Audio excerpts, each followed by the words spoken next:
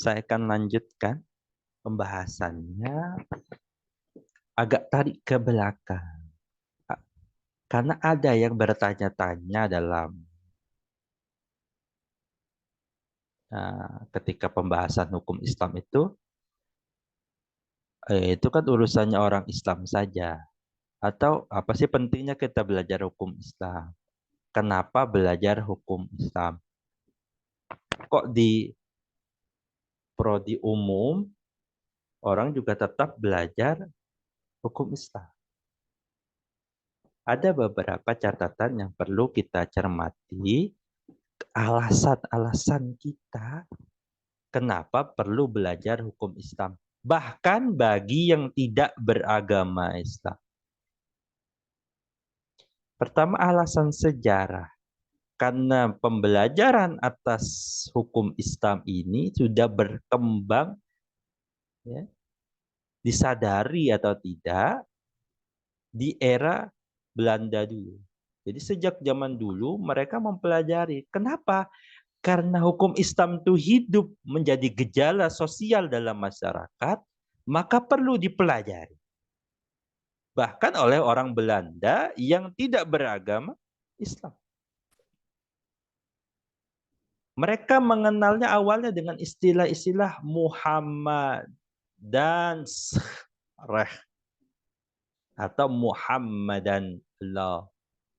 Kenapa? Karena sarjana-sarjana Barat itu biasanya suka merujuk kepada ajaran sesuatu itu, entah agama atau bukan agama, merujuk kepada siapa yang bawa.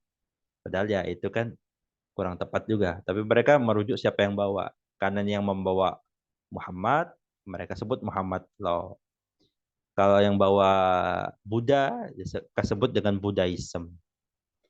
Christianity, kenapa? Karena dibawa oleh Yesus Kristus. Kata mereka begitu.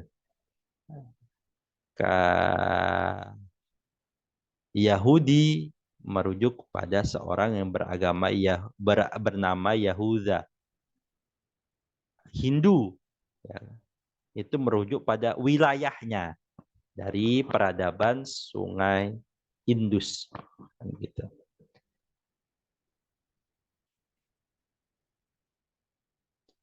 Kita temukan dalam catatan sejarah banyak-banyak buku-buku yang mempelajari tentang hukum Islam itu.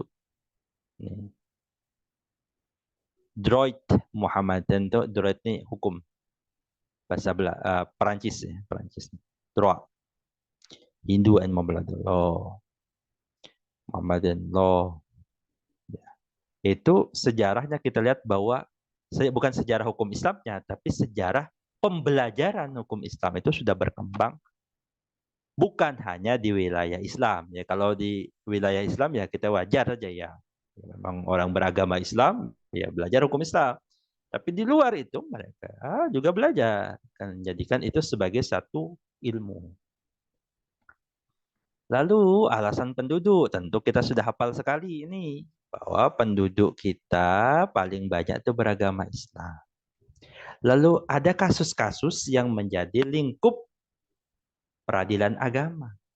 Kasus paling banyak itu adalah kasus perceraian. Biasa apalagi kalau artis, rame sekali. Ada satu orang yang ramai itu kan, yang lagi buka cadar itu, yang lagi urus cerai itu kan. Oh, itu kan ramai sekali. Lalu perlu diperhatikan kalau saudara nanti jadi lawyer berurusan dengan hukum ini, bahwa lawyer-lawyer yang ngurus perceraian dengan hukum Islam itu nggak semuanya Muslim. Dia lawyer, dia terima perkara. Ya, saya punya teman, dia non-Muslim, dia seorang Katolik, dia seorang Kristen juga, ada yang lain. Itu ngurus perkara cerai. Di mana? Di pengadilan agama. Karena apa mereka mengurus itu? Karena ini satu peluang pekerjaan. Bisnis yang dijalani. Menangani perkara-perkara. Dan mereka belajar tentang bagaimana mengurus perceraian.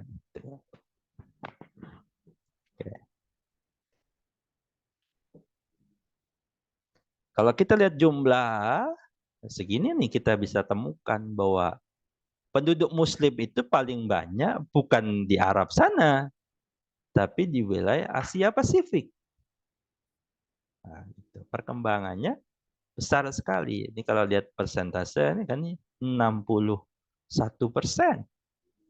Memang data tahun 2010. Saya nggak tahu perkembangannya sebenarnya, tapi tentu tidaklah jauh. Malah yang sekarang berkembang pesat itu jumlahnya adalah di Eropa.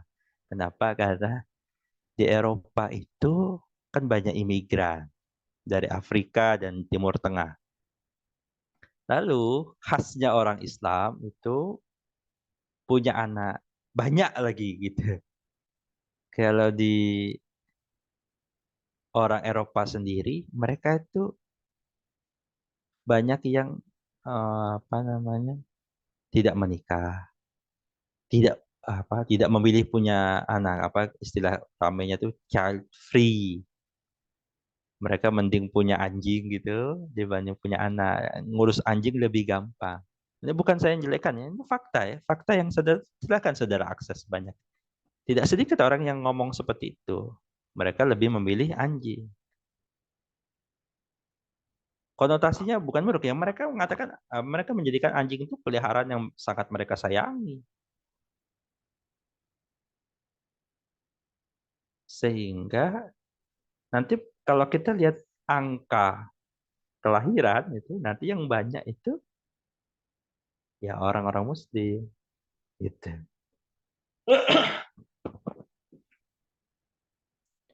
Lalu kita maju lagi alasan konstitusional dalam Undang-Undang Dasar kita nampak jelas bahwa Undang-Undang Dasar kita itu sifatnya religius.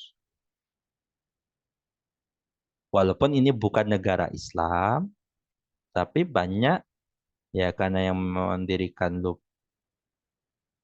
banyak ya karena jumlah penduduknya banyak, yang Muslim banyak, apa itu pengaruh keislaman itu sangat tinggi. Kita lihat dalam pembukaan Undang-Undang Dasar itu atas berkat rahmat Allah, gitu kan? Kata-kata itu juga ketuhanan yang Maha Esa. Nanti juga dalam pasal-pasalnya ada tentang agama, tentang Tuhan dan sebagainya. Itu menunjukkan bahwa urusan agama di Indonesia itu termasuk urusan yang penting.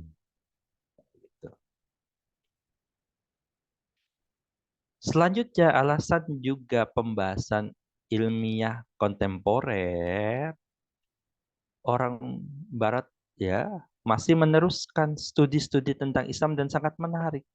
Bahkan di level Oxford ya, kan salah satu universitas nomor wahid di dunia ini. Jadi dia berikan scholarship, beasiswa tuh, Oxford Center for Islamic Studies. Dan kalau kita lihat pengajar-pengajarnya di tempat tersebut, mayoritas tidaklah ya kita bisa bisa simpulkan dari nama-nama dan wajahnya bukanlah orang yang beragama Islam. Oke, kira-kira begitu. Saya berhenti di sini. Apakah ada pertanyaan?